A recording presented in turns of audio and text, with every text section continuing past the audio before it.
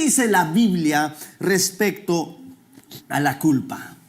Respecto a la culpabilidad del hombre. ¿Qué dice la Biblia? Bueno, de hecho, la culpa o la culpabilidad no son lo mismo. Quiero anticiparles. La culpa y la culpabilidad son dos cosas distintas, y de esto es que vamos a hablar. ¿Cómo resolvemos la culpa que nos persigue? ¿Cómo abordamos?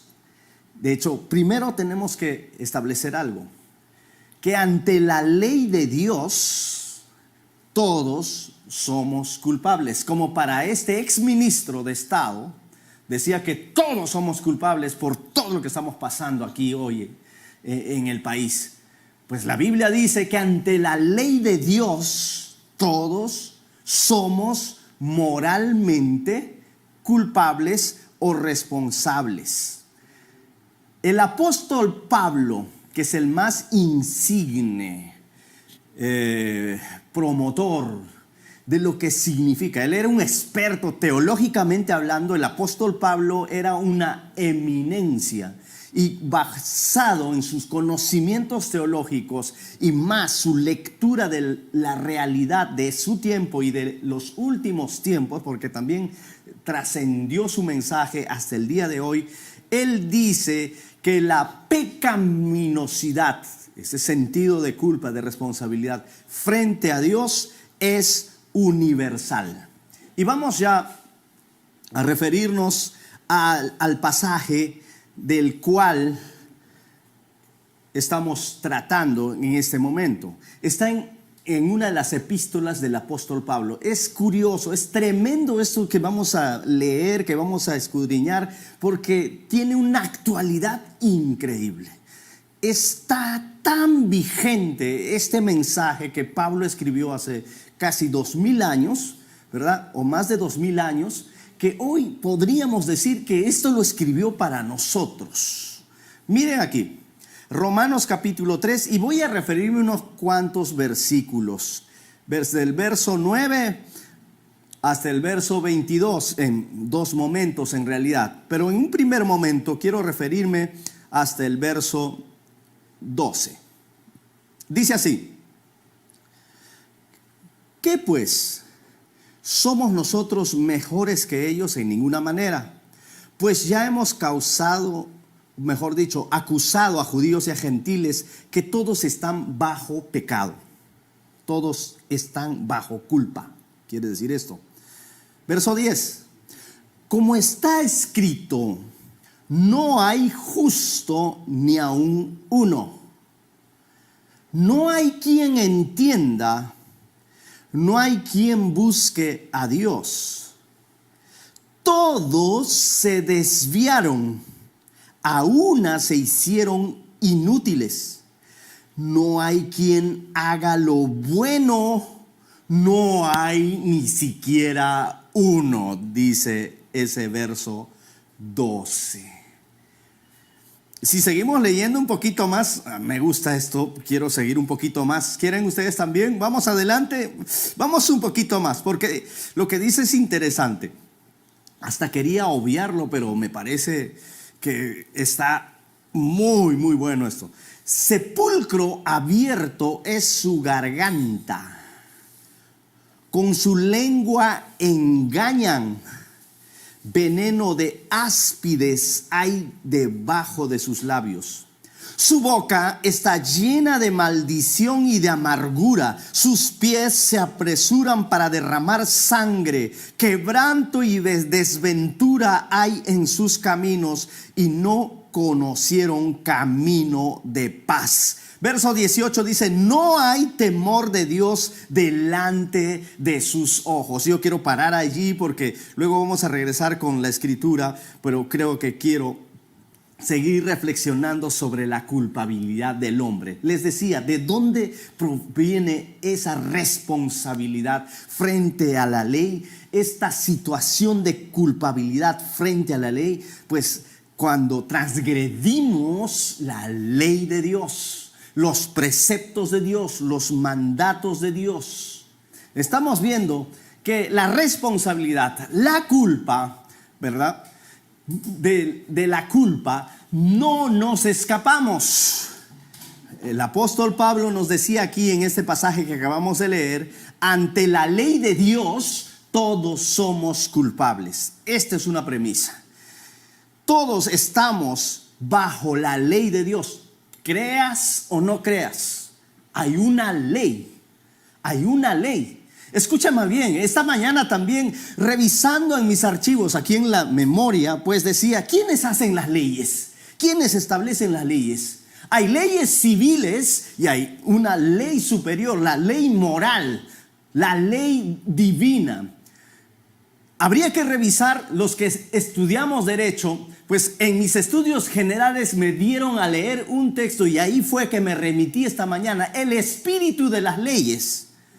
El espíritu de las leyes, escrita por Montesquieu, uno de los grandes revolucionarios de la época de la Revolución Francesa, ¿verdad? Montesquieu, Rousseau y Voltaire, ¿se acuerdan o no? Pues él escribió el espíritu de las leyes, de cómo nacen las leyes. Cómo nacen las leyes. Y escúchame bien, esto es muy interesante y voy a ir a mi nota porque tomé nota de esto.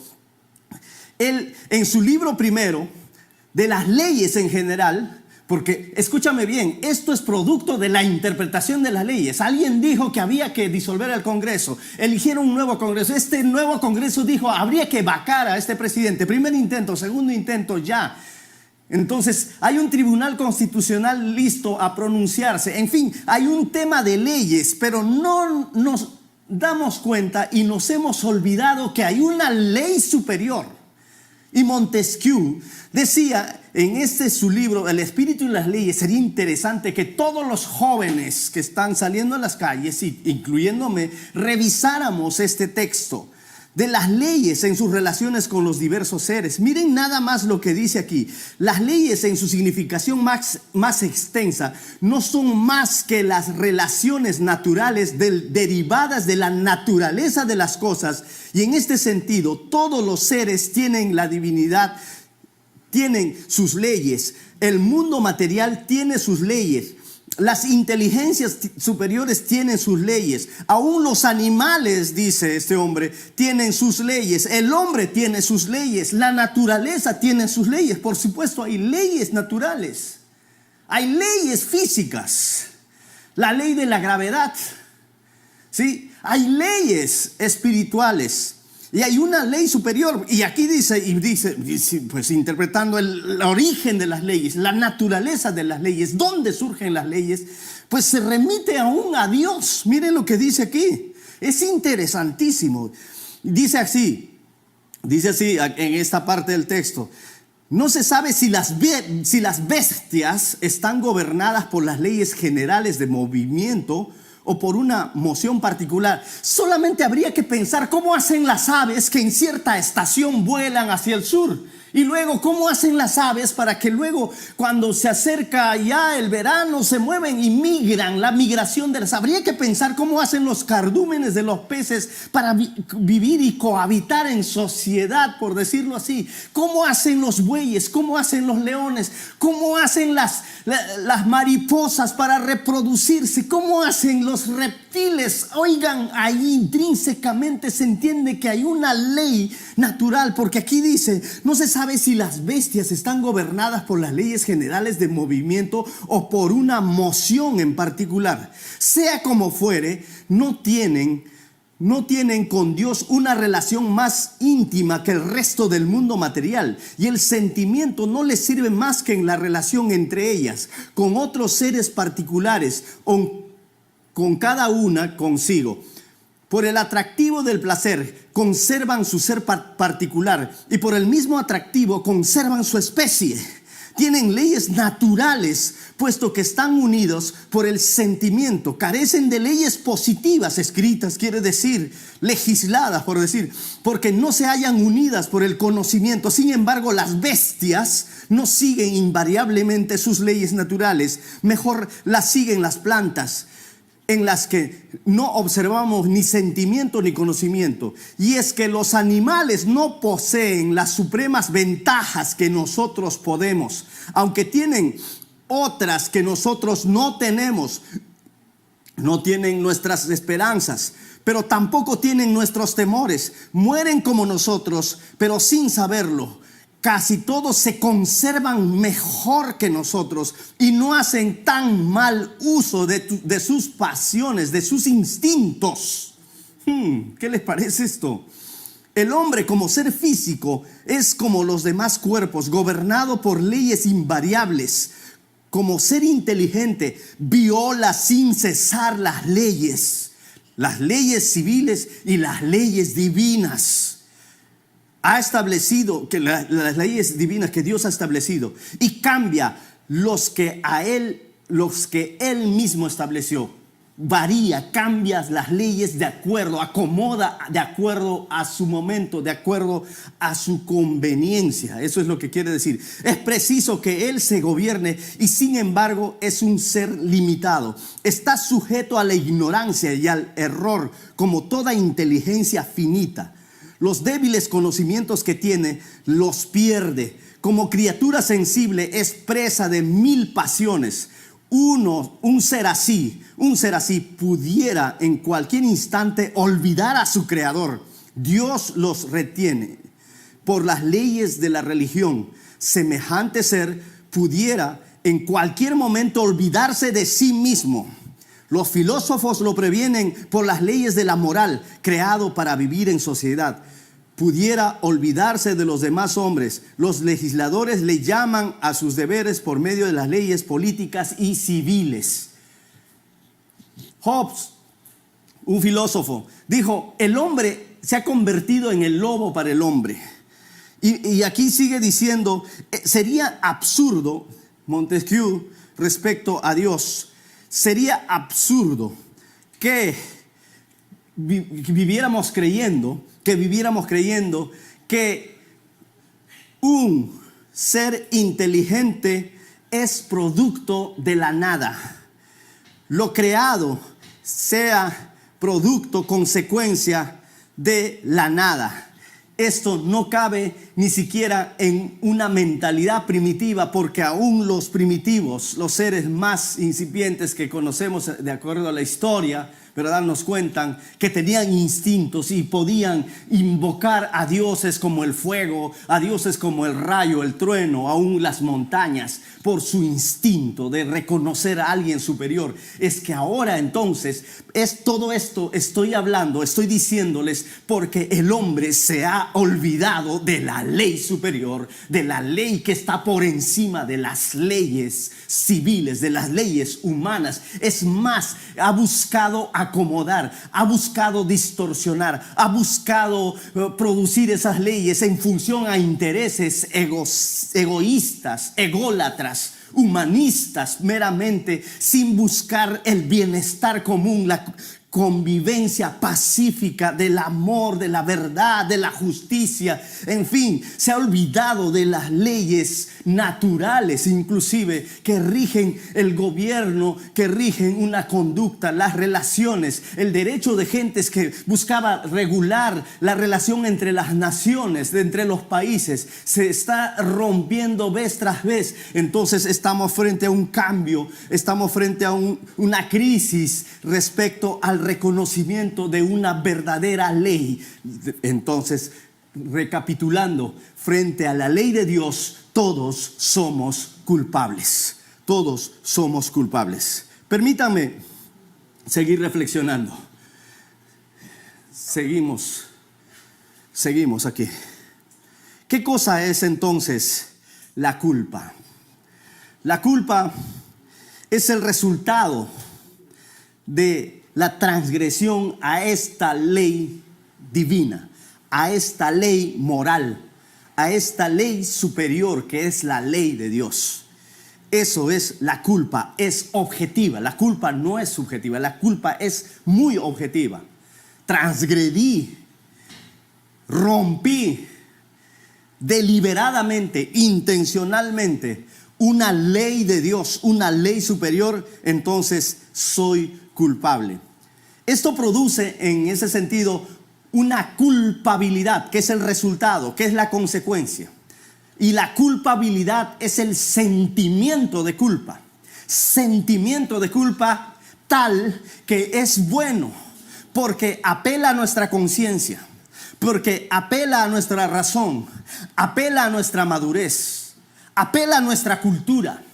La culpabilidad, del sentimiento de culpa, esa voz que te dice has hecho mal, que lo caricaturizan con un demonito rojo aquí con cachos y cola y un angelito acá con alas y aureola, todo de blanco.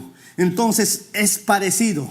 El sentimiento de culpa es por producto de conocer esa ley y haber roto y transgredido. Aún desconociendo, es haber roto un principio básico de equilibrio, de convivencia, de paz, de justicia, de amor. Cuando estamos rompiendo día tras día, entonces estamos causándonos dolor, estamos causándonos daño y sentimientos de culpabilidad, producto del cual surge la necesidad de terapias, producto del cual surgen las enfermedades psicosomáticas, el producto de la culpabilidad del hombre, los sentimientos de culpa. Eso que decimos, creo que me retiñe la conciencia. ¿Cómo se dice? Cuando la conciencia nos acusa. Me remuerde la conciencia. Remorder es que me siento culpable y otra vez culpable. Remorder a cada momento, a cada instante. Me acuerdo de mi culpa, si hubiera hecho esto, si no lo hubiera hecho, si hubiera evitado, si hubiera sido más fuerte, si hubiera sido más capaz, si lo hubiera logrado, si lo hubiera intentado. Entonces esos sentimientos de culpabilidad generan sentimientos subjetivos y aún dañan nuestra conciencia, dañan nuestra paz, dañan el gozo, dañan el amor, dañan la tranquilidad, dañan las relaciones. Entonces me siento infeliz y hago infeliz a los que están alrededor mío. ¿Y por qué estamos hablando de esto respecto a la culpabilidad? Porque estamos hablando de que hay una ley civil y hay una ley moral. Hay una ley hecha entre los hombres y por los hombres, y hay una ley eterna. Hay una ley superior, hay una ley trascendental, hay una ley basado en principios eternos que trascienden a los tiempos. Dios dice, pues, que cielos y tierras van a pasar, los gobiernos van a pasar, las naciones van a pasar, pero mi palabra no pasará. Mi palabra no pasará, permanecerá vigente y trascenderá a los siglos, a las épocas, a los reinos y reinados. Pues esto es importantísimo, esto es imprescindible que usted y yo lo reconozcamos, que hay una ley superior, hay leyes civiles. Pero estas leyes civiles están hechos, como reitero, de acuerdo a los momentos, a los tiempos, a las coyunturas y a los intereses de ciertas personas, de ciertos grupos económicos, quién sabe, grupos políticos, ideologías políticas. Si es de izquierda, entonces se legisla conforme a la izquierda socialista. Si es de derecha, pues se legisla conforme a la derecha y a los pensamientos liberales y neoliberales. Si es de centro izquierda, centro derecha, se legisla de acuerdo a la economía social de mercado, de la ley de la oferta, la demanda, etcétera, etcétera, etcétera. Pero esto es momentáneo, esto es pasajero, esto es solamente un momento visible. Pero sabes una cosa, lo invisible, lo eterno es lo que prevalece, es lo que trasciende, y el hombre ha roto y ha transgredido esas leyes eternas. Ahí está el problema.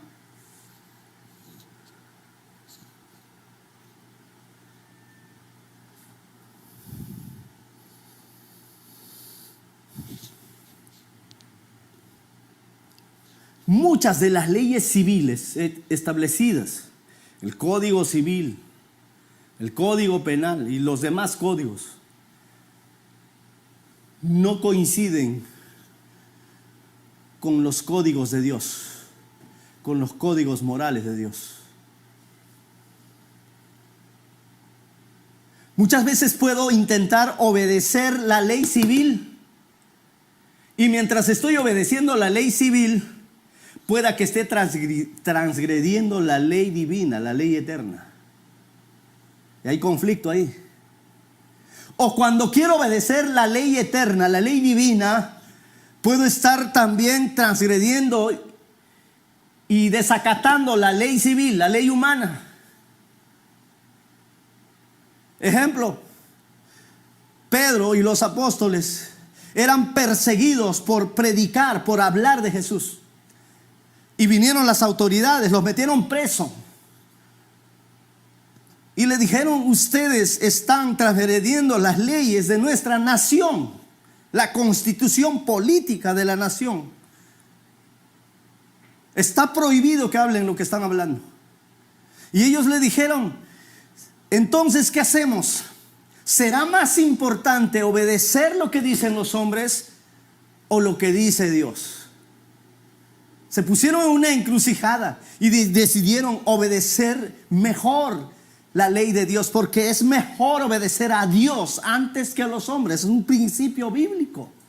Claro, por ello los asesinaron, los mataron, los ejecutaron, les volaron la cabeza. Ustedes sabían que ellos murieron trágicamente por obedecer la ley superior, trascendental, eterna de Dios antes que a las leyes civiles. Hay cierto grupo de creyentes que los días sábados no trabaja, por ejemplo. Las leyes civiles te dicen: aún los sábados tienes que trabajar, tienes que producir, tienes que ir a tu centro de labores. Ellos dicen: no, la ley de Dios dice que los sábados no se trabaja.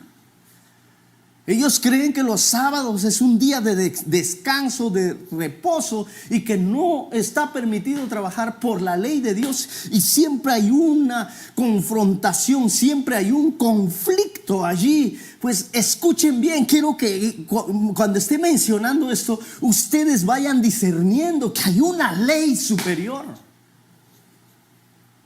lo cual ha sido desechado porque muchas de esas leyes ya no les conviene a los hombres, ya no les conviene a las sociedades, ya no les conviene a cierta corriente de ideologías, a cierta corriente de pensamientos humanos. Cuando se ha roto, se ha dejado de lado esas leyes superiores y se ha establecido unas nuevas leyes, ensalzando, exaltando los derechos humanos, entonces aquí es donde viene el problema.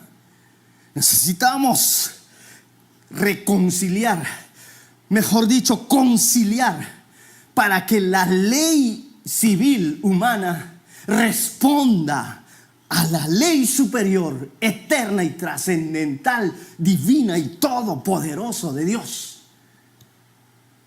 Allí está la solución. Allí está la respuesta. Esteban es otro caso, el primer mártir de la iglesia, Esteban. Él estaba hablando, estaba predicando cierto mensaje. Y entonces lo rodearon y le dijeron: deja de hablar. Y lo acusaron, hicieron un juicio en ese momento. Lo sometieron a juicio y lo sentenciaron a morir apedreado. Según la ley humana, la ley terrenal, Esteban fue declarado culpable y ejecutado en el acto. Y mientras él estaba agonizando, según la ley divina, la ley superior de Dios, él fue absuelto. Él fue hallado más bien bajo gracia, bajo perdón, bajo amor, bajo premio. Porque Esteban dijo mientras lo estaban apedreando: veo los cielos abiertos y a Jesucristo sentado a la diestra del Padre.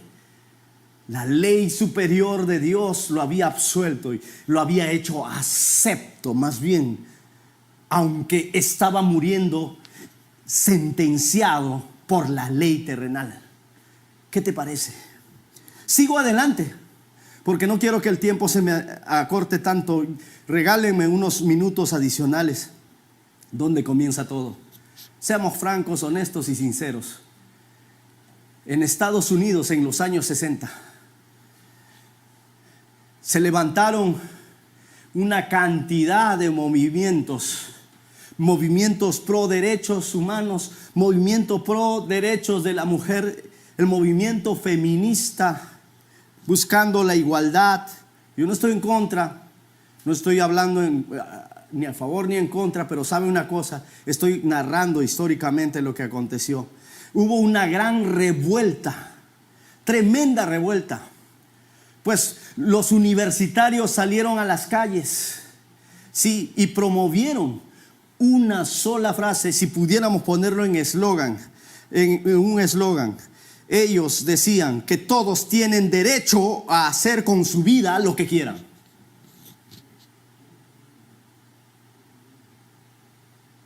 Las pancartas, los letreros, los anuncios, las bocinas decían: todos tenemos derecho a hacer con nuestras vidas lo que querramos. Y si tenemos que fumar marihuana, no lo fumamos. Y si tenemos que beber alcohol hasta intoxicarnos, lo beberemos. Si queremos drogarnos, si queremos consumir heroína, cocaína y cualquier droga, nadie tiene derecho a impedírnoslos. Y comenzó un movimiento realmente que estaba socavando los cimientos, las estructuras, las bases de la sociedad. Se fueron contra las leyes de ese momento para pedir que haya igualdad y que haya libertad. Fue un movimiento contra el orden social, contra las costumbres inclusive, las buenas costumbres y la buena conducta, ¿sí? El manual de buena conducta y buenas costumbres fue quemado en las plazas, por decirlo así. Y hay una cosa interesante. Estas personas que promovían, que propagaban los derechos humanos, son los mismos que en las noches vivían desenfrenadamente, los fines de semana vivían desenfrenadamente consumiendo alcohol, drogas y con toda clase de libertinaje. Entonces, de ahí surge una ambivalencia, ahí surge una contradicción. ¿Por qué? Porque los que reclamaban los derechos humanos, a su vez, en su fuero particular, en su fuero íntimo, ¿sabes una cosa? Eran otra cosa. Eran los que vivían con mucho desenfreno y libertinaje. Entonces, pasaron los años y hubieron presidentes, y hubo uno en particular en la historia que se acostó con su secretaria y era presidente de la República. Y hubo una gran discusión, una gran polémica al respecto, que de hecho tenía que renunciar al presidente, sí o no, por incapacidad moral.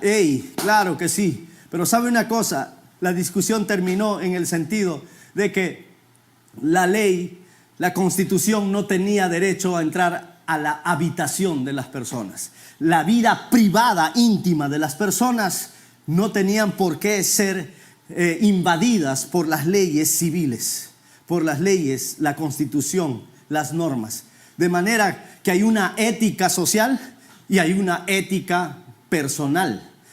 Se comenzó a separar lo personal con lo social, con lo político. Entonces hay una doble interpretación, hay una ambivalencia, hay una bifurcación allí del sentido de lo que es la ética y la moral como integridad. Pues ser el mismo donde quiera que estés, ser el mismo y coherente con lo que dices y con lo que haces. Bueno, en ese sentido, ¿qué pasó allí? Eso mismo fue generando como una ola gigantesca a nivel de todas las naciones. Y entonces hoy se exigen más derechos que deberes, más que las responsabilidades. Hoy hay una prevalencia de exigir, de pedir. ¿Sabes una cosa? Pero menos de asumir. Y asumir en este sentido la responsabilidad, la culpa. Frente a la ley de Dios, lo digo por tercera o cuarta vez, todos somos moralmente culpables y moralmente responsables. Nos hemos olvidado de asumir esa responsabilidad. Nos hemos olvidado de decir que sí, también somos culpables. ¿Por qué? Nos hemos acostumbrado a eludir la culpa, a mitigar la culpa. Nos hemos vuelto expertos para poner una y mil justificaciones respecto a un hecho que rompió, que dañó con la moral, con la responsabilidad, con la justicia. Y entonces tenemos una serie de personas y personajes que son expertos en excusarse, en usar inclusive las normas, las leyes e interpretarlos a su manera para salir limpios, para salir airosos de todo debate, de toda contienda, de toda confrontación respecto a su nivel moral. ¿Cómo puede ser que los que son moralmente incapaces juzguen a otro que también es moralmente incapaz? ¿En qué parte, en dónde es donde cabe el sentido? No hay explicación. Por eso es que los jóvenes salieron a las calles. Oye, la gente salió a las calles porque no hay coherencia, no hay forma de que esto calce con una idea clara, con una razón clara. No hay justificación. Entonces todos estamos siendo confrontados. Yo mismo me siento confrontado. ¿Usted qué tal? ¿Usted qué está haciendo con la culpa que trae? Te pregunto, ¿qué estás haciendo con la culpa que traes?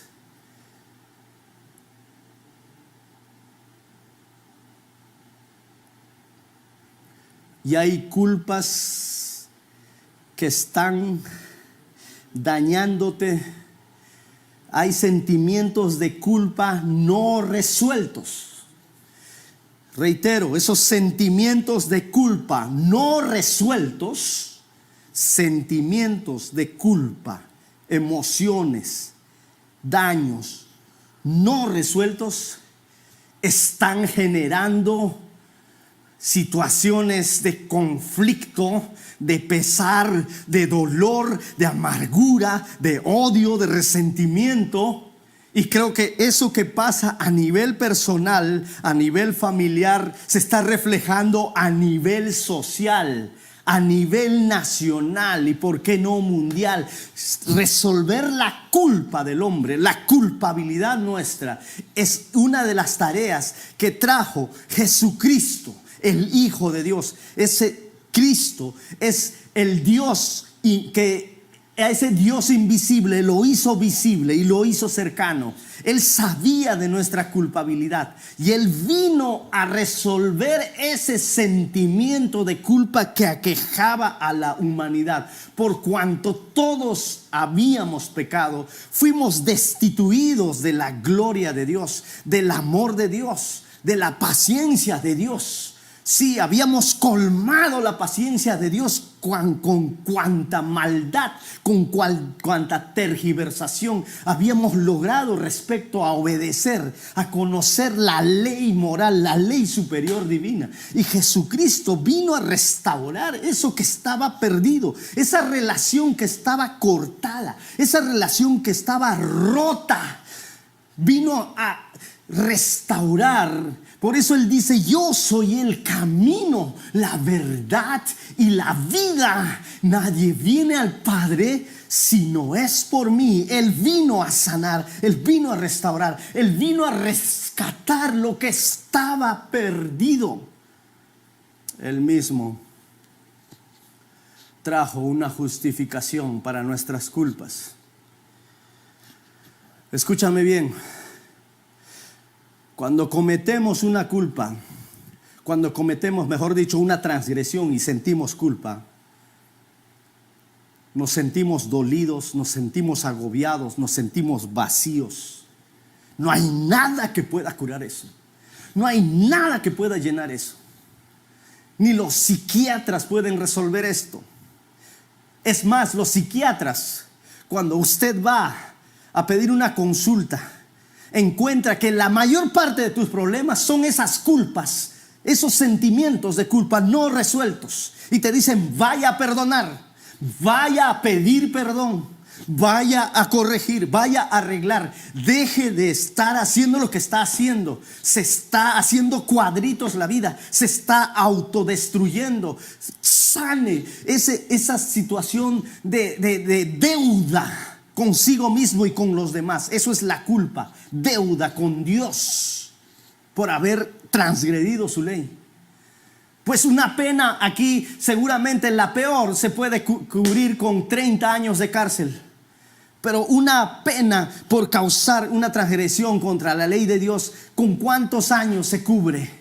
Si no es con sanar, con reconocer Si tú andas y yo ando por la vida justificándonos, y a eso nos hemos acostumbrado, a eso nos hemos dedicado y nos estamos dedicando en justificarnos, y nos hemos vuelto expertos en justificar nuestra culpa en vez de confesarlo, en vez de reconocer, en vez de corregir, en vez de arreglar, en vez de afrontar.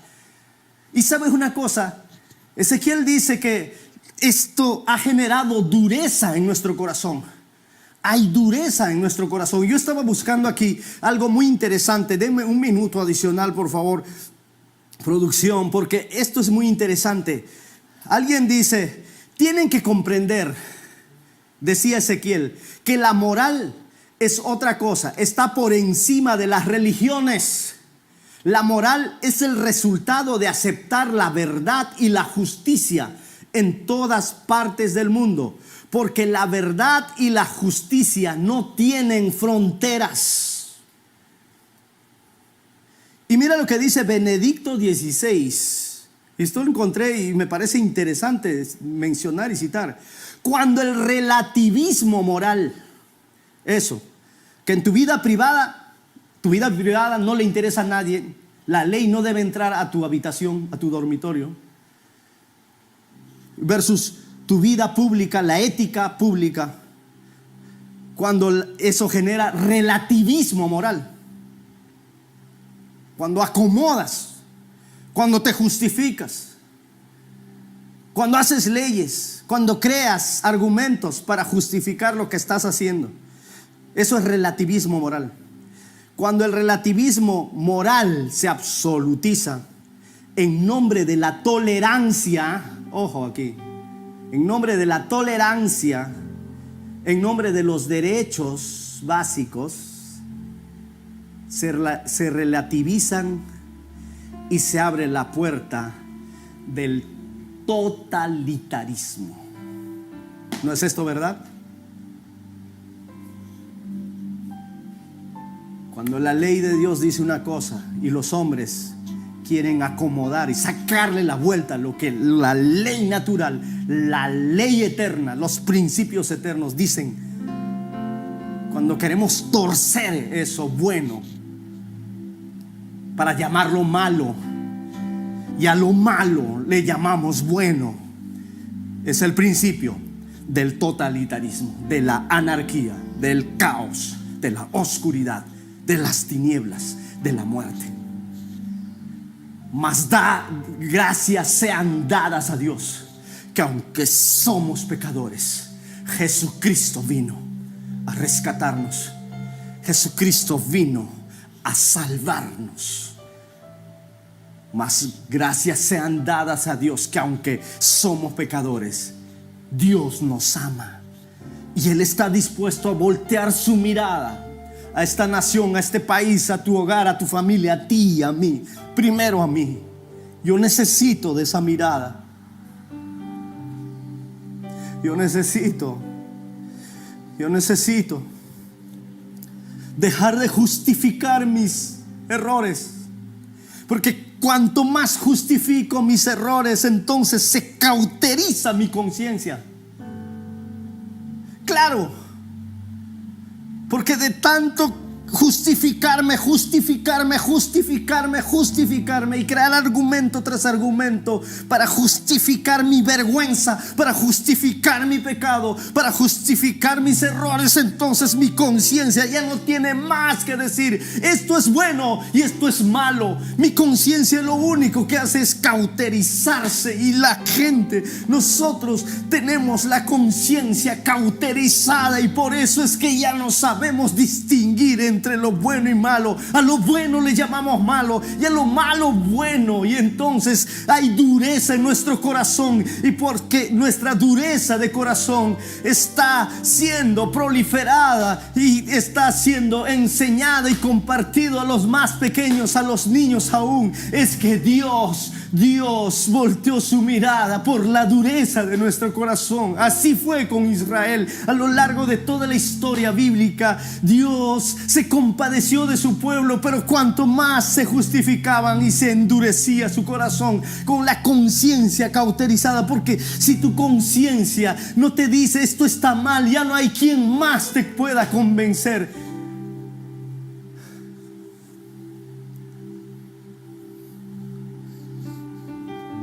Solo cuando el sentimiento de culpa, que es bueno, para usarlo positivamente, y si lo usamos como